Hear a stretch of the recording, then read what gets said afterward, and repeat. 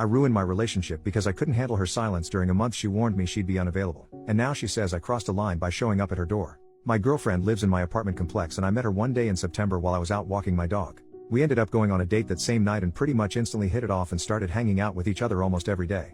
We would spend whole days together on weekends and we did so many fun things together. I really enjoyed her company and started seriously falling for her. My girlfriend warned me in November that from mid-month to December 15th she would be unavailable. I thought that meant that I wouldn't be able to see her that often. I didn't know that it meant communication from her would become almost non-existent. She stopped texting me the usual "I miss you" or saying "good night handsome." It started going longer between texts.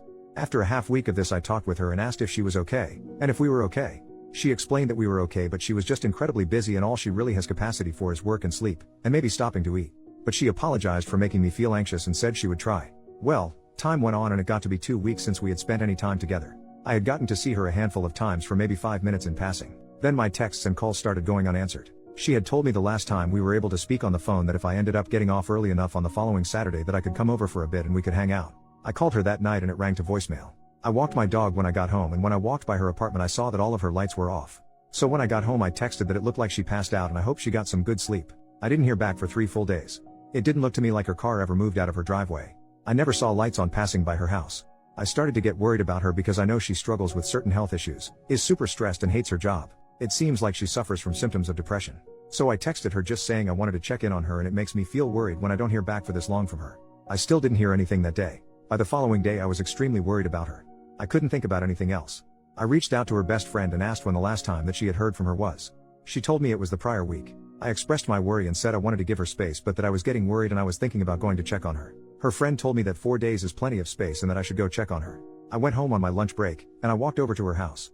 My anxiety was in my throat. It was still dark in her house from what I could see. Her blinds were all closed.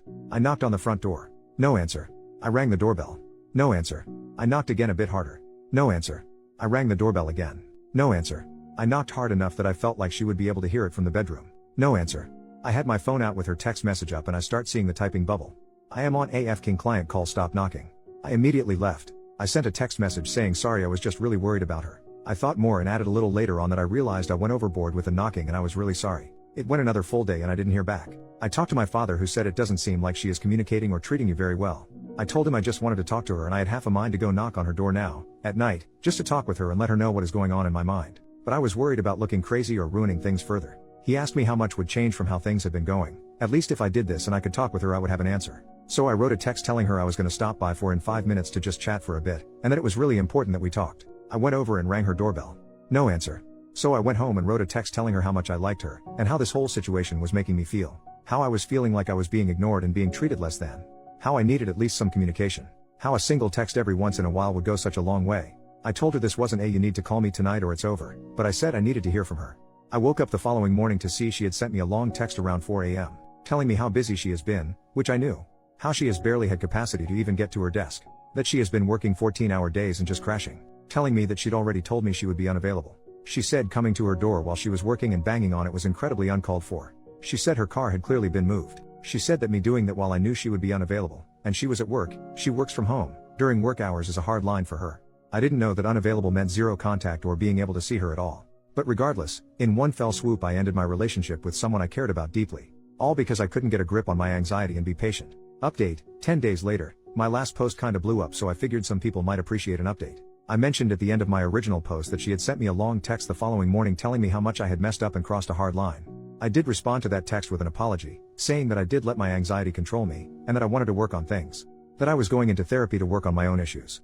She didn't explicitly say that we were over, so I asked her for clarification on where we stood, if she was done. I said, outside of that, I would not contact her until I heard back from her. As of today it has been 12 days, she has not responded to me at all.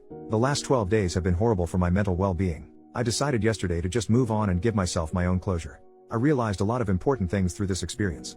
I realized that I didn't do anything wrong. Unavailable does not mean you disappear and drop off the earth for days at a time, ignoring the outside world. I did nothing wrong by going to check on her. I did what I did out of love, caring, and worry. I did what I would hope a partner would do for me. No one is too busy to text a single time in 4 days. I realized that I need to take care of myself and assert my own boundaries. I learned some important needs and expectations I have of relationships. I learned about my own codependent and anxious tendencies that I need to work on. I realized there were a lot of red flags about this woman that I was ignoring. In the past 12 days, I have taken up meditation, journaling, and daily practice of gratitude. I have gotten into therapy, and back into the gym. I have talked with her best friend again, who hasn't heard from her in about as long as I have. The silence isn't personal to just me, which did make me feel a little better at one point. However now, I am still upset. I am mad at the way I have been treated throughout this whole process.